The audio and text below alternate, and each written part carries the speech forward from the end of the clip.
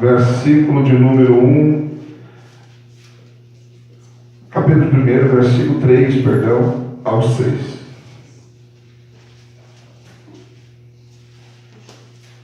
Amém? Diz assim: amados, procurando eu escrever-vos com toda diligência acerca da salvação comum, tive por necessidade escrever-vos e exortar-vos a batalhar pela fé que uma vez dada aos santos, porque se introduziram alguns que já antes estavam escritos para este mesmo juízo, homens ímpios, que converteram em dissolução a graça de Deus, e negam a Deus, o único dominador e Senhor nosso, Jesus Cristo. Mas quero lembrar-vos, como que já uma vez soube isso, que havendo o Senhor salvo um povo, tirando da terra do Egito, depois destruiu os que não quereram. E aos anjos que não guardaram o seu principado, mas deixaram a sua habitação, reservou na escuridão e em prisões eternas, até ao juízo daquele grande dia. Só até aqui. Senhor meu Deus e meu Pai, em nome de Jesus, o seu amado Filho, em cuja presença aqui estamos, fala, Senhor, aos nossos corações, porque somos carentes de ouvir a Tua voz. Tu conheces, ó Deus, as minhas limitações, mas eu conheço a Sua grandeza e o Seu poder. Opera segundo elas, porque sem Ti nada tenho, nada posso, nada sou. Mas contigo sou, tenho e posso tudo aquilo que a Tua palavra diz que sou, que tenho e que posso. Em nome de Jesus. Amém. Podem tomar os vossos assentos, em nome de Jesus. Amados, nos poucos minutos que eu tenho, eu quero trazer uma palavra de Deus para o seu coração, dentro dessa epístola de Judas. Esse Judas aqui não é o Judas Iscariote, o traidor de Jesus, como alguns se confundem. Esse Judas aqui é o irmão de Jesus. É o irmão de Jesus. Ele não se identifica como irmão de Jesus, como Tiago também não faz isso, né? Tiago também não faz isso. Mas a gente pode ver que eles são irmãos de Jesus em Marcos capítulo 6, versículo 3. E o motivo que ele não se identifica como irmão, que seria uma honra, né? Dizer, por exemplo, no começo da sua epístola, dizendo Judas, servo e irmão de Jesus. Olha aqui, né? Mas ele não faz isso, como também Tiago não faz, porque a Bíblia diz em João capítulo 7, versículo 5, que os irmãos de Jesus não criam nele. Eles não acreditavam nele. Jesus estava pregando, Jesus estava fazendo as obras, mas eles não criam em Jesus. Mas, depois, com o tempo e com a sua morte, eles se converteram. E se nós olharmos em Atos dos Apóstolos, capítulo 1, versículo 13 e 14, nós vamos encontrar a mãe de Jesus com os irmãos dele, orando no templo, esperando a promessa que foi o Pentecoste. Então, amados, eles se converteram no decorrer e no final. Mas, por isso, por vergonha talvez, porque sabiam que os outros sabiam dessa história, eles não se identificam, não usam esse título, irmão de Jesus. Ou seja, mas era irmão de Jesus. Amados, nós vemos aqui no texto que nós temos algumas coisas interessantes, e eu quero dar um tema para aquilo que eu vou abordar. 4 erros sujeitos à punição. 4 erros que, se nós cometermos, não ficaremos impunes, seremos punidos. Primeiro, deixe de batalhar pela fé que nos foi dada. A Bíblia diz no versículo de número 3, ele exorta as nossas vidas, porque é uma carta universal. Eu quero que você também entenda isso. Diferente das cartas de Paulo, que foram direcionadas a uma igreja ou uma pessoa, isso aqui é uma carta universal. Ele não escreveu para mandar lá para a igreja de Éfeso, não. Ele escreveu para a igreja do mundo. No mundo. Qual é a diferença de uma carta universal, pastor, e uma carta específica a uma igreja? É que às vezes alguma coisa a gente não vai poder aproveitar, porque era um problema específico daquela igreja. Agora, uma carta universal, amados, ela está sempre atualizada, porque ela é para o mundo. Então, amados, e ele exorta, amados, para nós batalharmos pela fé que nos foi dada. Para nós lutarmos, batalhar e lutar pela fé que nos foi dada. Se nós pararmos de lutar por esta fé que nós recebemos do Senhor, amados, nós não ficaremos impunes. Nós que recebemos esta fé, não ficaremos impunes, porque a fé que nós temos é diferente da fé natural do mundo. O mundo tem uma fé natural, uma fé que vem, amados, por algo que vê, por algo que ouve. Se alguém, não conhece a palavra, não conhece Jesus, diz: ó, esse pedestal aqui, eu estava com uma dor de barriga, eu fiz uma reza aqui por ele, pedi ajuda e ele me ajudou. As pessoas vão acreditar, é a fé natural, entendeu? Às vezes essa fé natural, ela é passada de gerações, vão passando para o outro, o pai vai passando para o filho vai passando para o seu filho, e assim vai indo. Mas a fé que nós recebemos é diferente, ela veio do céu, foi nos dada. Por isso que a gente consegue crer, acreditar no invisível, porque a gente recebeu uma fé que não tem no mundo. É diferente, porque a gente não precisa ter uma imagem aqui, irmãos, para entender que esse lugar é consagrado, que esse lugar é santo, que esse lugar é um lugar de oração. Não precisa, porque a fé que nós recebemos faz nós nos ligarmos ao mundo espiritual, e nós não podemos deixar de batalhar por esta fé, não podemos abandonar esta fé. A Bíblia diz em 1 Pedro 9, alcançando o fim da nossa fé, a salvação da nossa alma. Ou seja, eu tenho que levar esta fé até o fim. A Bíblia diz em Hebreus capítulo 11, versículo 33, a Bíblia diz: os quais pela fé venceram reinos, praticaram justiça, alcançaram promessas, fecharam as bocas dos leões, apagaram a força do fogo, escaparam do fio da espada, da fraqueza tiraram força, na batalha se esforçaram e puseram em fuga os exércitos estranhos. Então, nós que recebemos esta fé, não podemos abandoná-la, não podemos deixá-la de lado, porque senão não ficaremos impunes.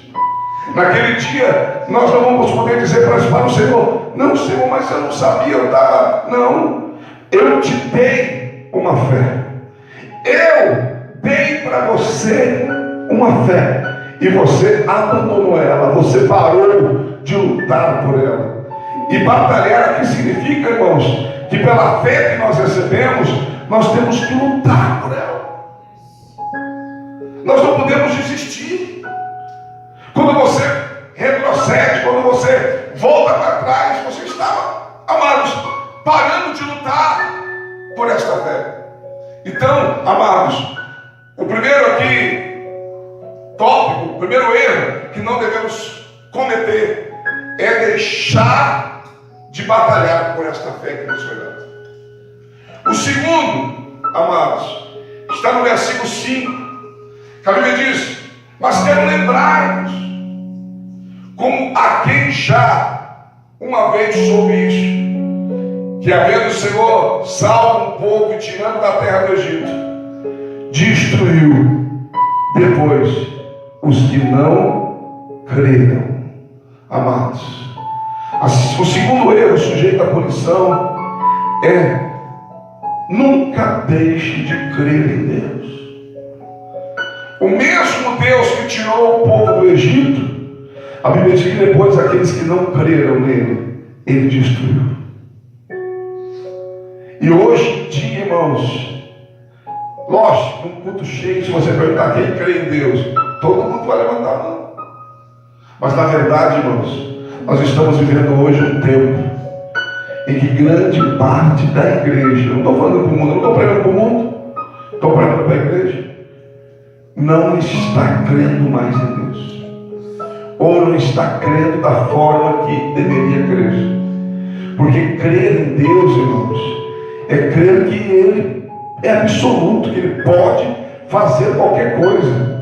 Crer em Deus é você mesmo morrer com uma enfermidade, mas até o último dia que você viveu, você ainda acreditava que Ele poderia te curar. É verdade, Deus. Porque se não curou é porque não quis. Deus achou que não dava mais para você ficar aqui na terra, pronto. Mas crer em Deus não é, amados, quando uma coisa der errado, reclamar e murmurar. Crer em Deus é crer independente da situação, é crer independente daquilo que estamos vivendo, é crer independente daquilo que estamos vendo. E nós não podemos deixar de crer. E hoje, irmãos, muitos têm deixado de crer. A Bíblia diz, irmãos, em Marcos 9:23, que tudo é possível àquele que crê. Aleluia. Tudo é possível àquele que crê em Deus, que crê no Senhor. Ele diz em João 3,16 que Deus amou ao mundo de tal maneira que deu seu Filho unigênito, para que todo aquele que nele crê não pereça, mas tenha a vida eterna. Se você não crê, vai perecer, não vai ter a vida eterna. A Bíblia diz em Atos 16:31, crê no Senhor Jesus Cristo, será salvo da tua casa. Crer em Jesus, crer em Deus é a mesma coisa. E a gente, irmãos, não está crendo muitas vezes. A gente, infelizmente, amados, não está crendo como deveria. E nós precisamos crer em Deus. Se deixarmos de crer em Deus, estamos sujeitos à punição. Olha o que a Bíblia diz, está relacionada aos que creem. Tu crê que há um só Deus, fazes bem. Também os demônios creem e estremecem. Ou seja, tem gente que está duvidando até da existência de Deus. Tem gente que não crê em Deus, mas até os demônios creem em Deus. A Bíblia diz que eles creem e estremecem.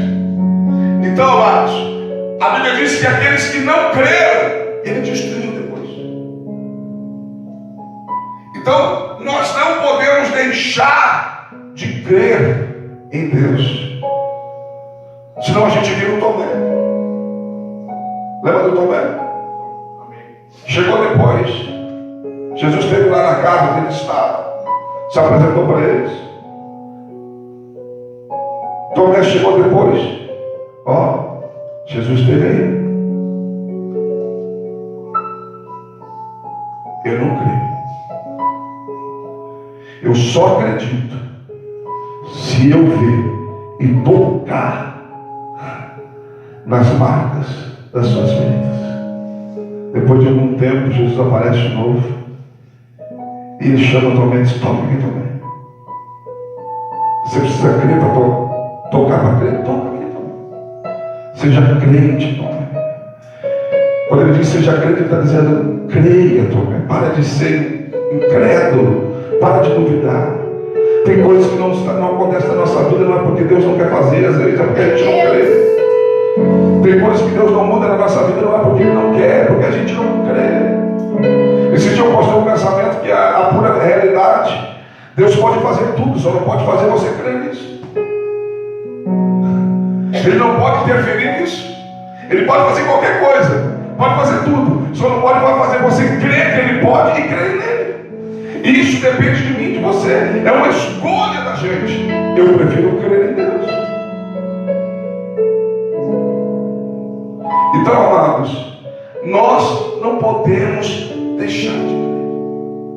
Porque aqueles que não creram foram mortos depois. Foram destruídos depois. Terceira coisa, terceiro erro, sujeito à punição, que Judas adverte à igreja. Está no versículo 6. E aos anjos que não guardaram o seu principado, vai deixar a sua própria habitação. Reservou na escuridão e em prisões eternas até o grande dia. Até o juízo daquele grande dia. Terceiro erro, sujeito à punição. Guarde o teu principado. O que é principado, pastor? Título de príncipe ou princesa. A gente não diz que é filho do rei? Então nós temos um principado. Somos príncipes e princesas. E a Bíblia diz que os anjos que não guardaram o seu principado, que não guardaram, amados, aquilo que Deus deu a eles. E se fosse trazer para os dias de hoje, irmãos, nós podemos relacionar também a ministério, porque os anjos, as classes diferentes de anjos, são ministérios como existe na igreja. São ministérios como existe na igreja. E a Bíblia diz que aqueles que não guardaram o seu principado, Ele os reservou para a escuridão, até o juízo daquele grande dia. Ou seja, eles tinham um título: querubim, serafim, anjos. Eram conhecidos como seres angelicais. Mas porque não guardaram isso, hoje são chamados de demônios. Hoje, amados, são tidos como algo detestável, algo que qualquer ser humano que tenha sã consciência quer distância. Mas por quê? Porque não guardaram o seu principado. Nós temos que guardar aquilo que Deus nos deu. A Bíblia diz em Apocalipse 13:11: guarda o que tens para que ninguém roube a tua coroa. Ou seja, aquilo que Deus me deu eu não posso perder. Aquilo que Deus confiou a mim eu não posso perder.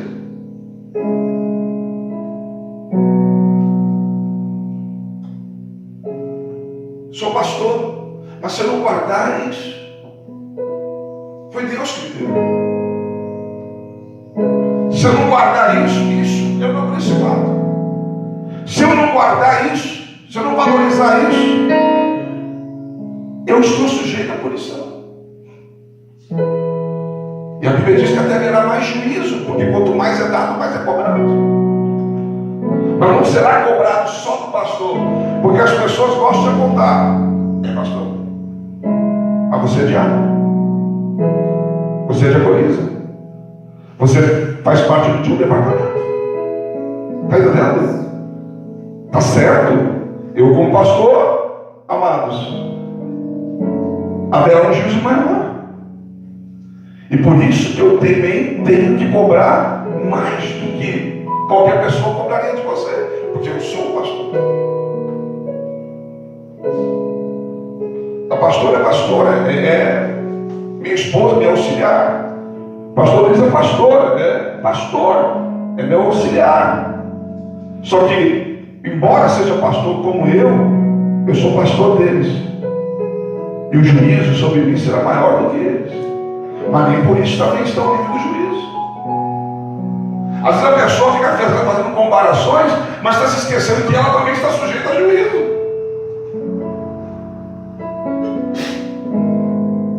E qual é o sentido? Deus vai cobrar de mim, mas também pode cobrar de você. Eu também posso ir para o inferno, mas você também pode ir. Então, guarde aquilo que Deus te deu. As pessoas jogam muito fácil as coisas fora.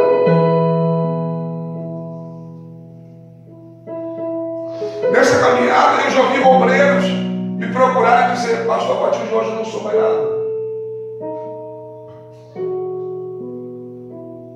Uma vez um presbítero me procurou, pastor, a partir de hoje eu não sou mais presbítero. Tipo assim, a pessoa deixa de ser quando quer. Não é assim, irmãos. O que é dado será cobrado. O que foi confiado será exigido. Então, a Bíblia está deixando claro. Quando a Bíblia diz os anjos, está dizendo assim, nem eles foram poupados, quanto mais a gente. Que não guardaram o seu principado, foram reservadas as escuridões. Número 4. Quarto erro sujeito à punição. A Bíblia diz que os anjos não guardaram o principado, mas deixaram a sua própria habitação. Número 4. Quarto erro sujeito à punição. Não deixe a sua habitação. Não deixe o lugar que Deus colocou você. Você não pode abandonar, simplesmente abandonar. O lugar que Deus colocou você. Foi o que aconteceu com os anjos. Satanás disse para eles, ó, eu estou dando fora daqui. Quem vai comigo? A terça parte dos anjos disseram, nós vamos com você. Ou seja, foram abandonando os seus postos, foram abandonando os seus principados, e o lugar que eles tinham sido colocados era um lugar de honra.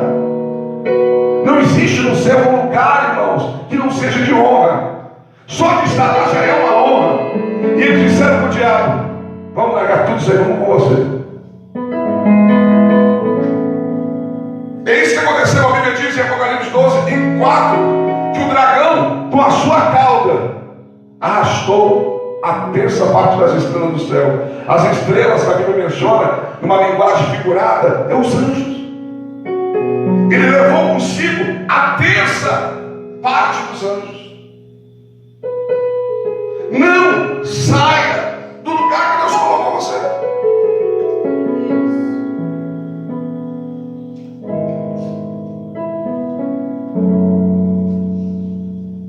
Tem uma coisa, eu morei em vários estados. Eu sou natural do Rio Grande do Sul. Morei em Santa Catarina há alguns anos. Morei no Paraná há alguns anos. E já moro em São Paulo há alguns anos. Pelo menos 4 estados eu morei. E diversas cidades eu morei. Mas eu sempre tive uma preocupação de não sair do lugar que Deus me colocou. Porque quando você está no lugar em que Deus colocou você, Deus vai cuidar de você. Deus vai, amados, ter compromisso com você. Quando você sai do lugar, já é. Já é. Já é. Eu falo isso em todas as áreas, irmãos. Trabalho, família, mudança de casa, igreja. Não faça isso. Não faça isso. Quando a Rafa estava doente, um dia eu estava almoçando na casa da Priscila e do Rodrigo. A Priscila estava com uma ideia na cabeça de pedir as contas do trabalho, porque ela ia cuidar da filha dela. E ela até poderia ter marido. Eu disse, não faça isso. Porque todo mundo que eu vi fazer isso se deu mal. Eu aconselhei ela, não faça isso. Uma porta só pode se fechar se Deus a fechar para abrir outra. Porque Deus não vai deixar você sem uma porta. Não faça isso. Toda pessoa que eu vi fazer isso sofre. Sofre. E leva muito tempo o sofrimento. Leva muito tempo. E pode orar, Deus ignora. Deus não vai deixar passar fome, mas Deus ignora. Por quê? Porque a pessoa tinha. Deus deu. Às vezes pode ser porque a gente não quer. Vocês acham que a gente gosta de morar na casa que a gente mora aqui? A pastora detesta. Eu não gosto, mas ela detesta. Vocês acham que eu não poderia hoje? Quando eu cheguei aqui, não consegui. Mas hoje, se eu precisasse, irmãos, eu dava um jeito de alugar uma casa ali.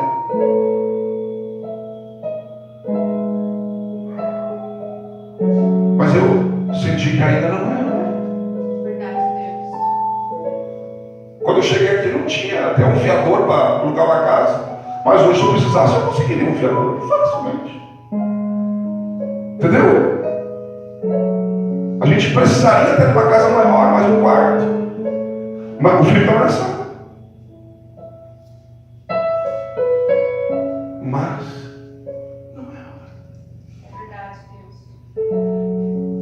Eu pago R$800 aqui atrás. Acho que nem vale. Mas eu pago R$800. Mas eu teria fé para pagar até 1.500. Eu tenho fé, irmãos. Mas eu senti que não é agora. Então eu fico ali, esperando Deus me dirigir. Porque quando as coisas de Deus, irmãos, você não corre atrás. Ela corre atrás de você. Está entendendo? Se for de Deus, alguém te procura, alguém te oferece. Está entendendo? Às vezes você está querendo comprar um carro, está desesperado para comprar um carro, e daí você fica doido, e você corre atrás, vai ali, vai aqui, tenta fazer tudo que é jeito, e às vezes até mente, inventa olerite que não existe, faz coisa errada.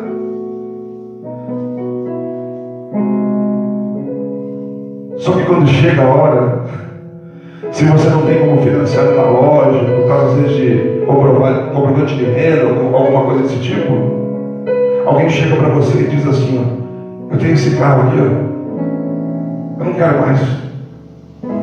Ó, eu vendo para você pagar do jeito que você puder. É assim, pessoal.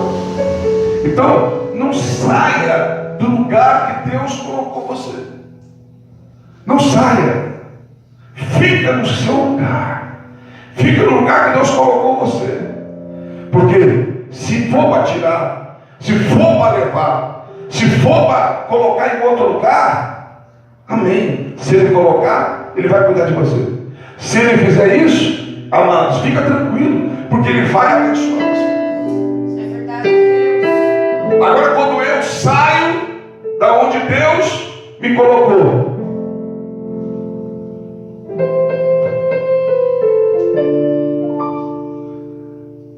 Deus de vez em quando Ele passa a revista. A Bíblia diz. O que é isso, pastor? Ele vem passar a revista, verificar o seu exército. Daí Ele passa. Oxe, cadê o Luiz aí? Ah, o Luiz achou melhor sair, está lá na porta. Mas quem mandou? Quem tirou dele? Então não saia do lugar. Os anjos deixaram o seu principado. Repito, o principado aqui é o cargo, a função deles, o título que eles tinham. Você não olha para o demônio e você diz para o demônio, ô serafim. É demônio. O título ele perdeu. Você não olha, por mais que a gente sabe que Satanás era um querubim ungido, você não vai, o diabo vai aparecer para você, mas o que você vai dizer? Querubim ungido, eu te repreendo. Te repreendo, Satanás. Te repreendo, diabo. Por quê? O título ele perdeu. Porque não guardou. E deixaram o lugar de luz para habitar hoje nas trevas. Não deixe a luz para habitar nas trevas. Não deixe. Não deixe. Não deixe. Fica no seu lugar. Fica orando. Fica orando. Está descontente com alguma coisa? Ora. Alguma coisa está te incomodando? Ora. Às vezes tem coisas que é da gente mesmo, irmãos. Às vezes tem coisas que a gente fica descontente ou se incomoda. Não é nem porque está errado, é porque a gente não gosta daquele jeito. E às vezes, se a gente tomar uma atitude errada, a gente vai pagar o preço. Mas se a gente chorar, Deus até tira isso da gente. Trabalha. Trabalha.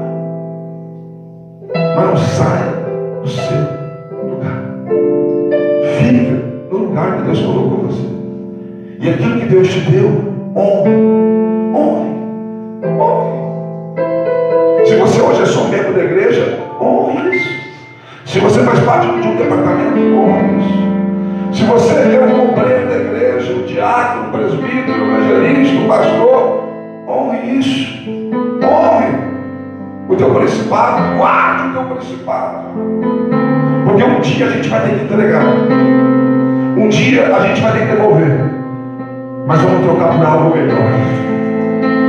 Você não me entendeu? Um dia a gente vai trocar, mas vai ser por algo melhor. Aleluia. A gente vai dar, aleluia, daquilo que o Senhor me deu, daquilo que o Senhor me confiou, mas é para receber algo melhor, algo maior, em nome de Jesus.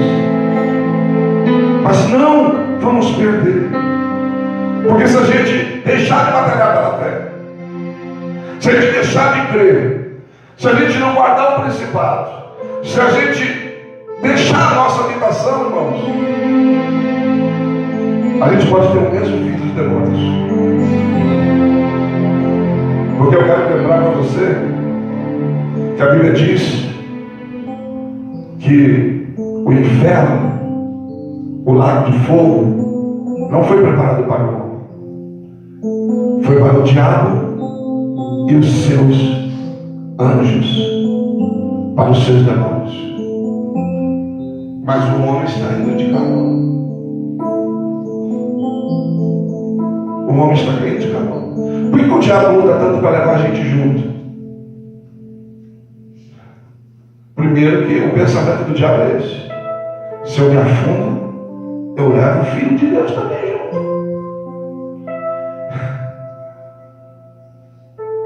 Ele fez um lugar para lascar com a gente, mas a gente vai levar o máximo de gente que ele ama, porque Deus, o diabo sabe que nós somos amados de Deus.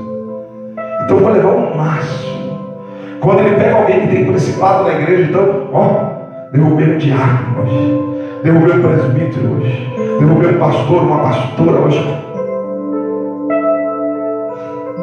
Ele está achando que só a gente que errou, os que ele amou também estão errando junto com a gente.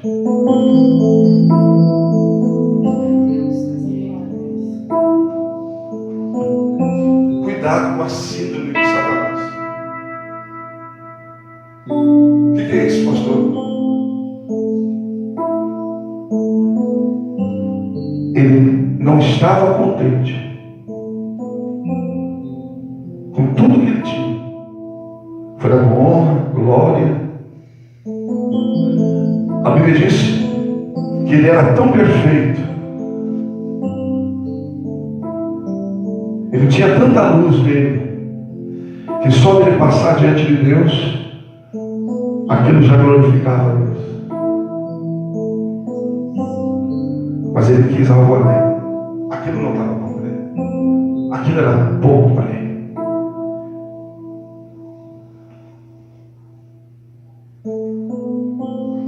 É aquele tipo de pessoa que você dá tudo e é pouco.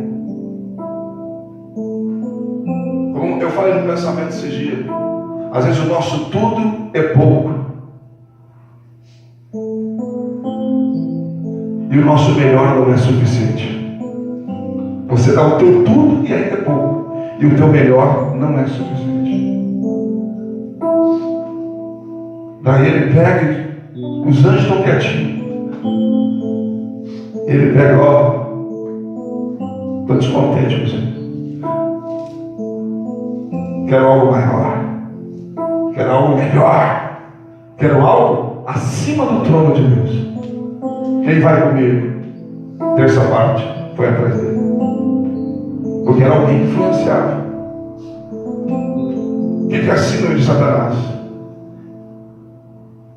É aquele que quer sempre levar alguém junto com ele. Não segue pessoas.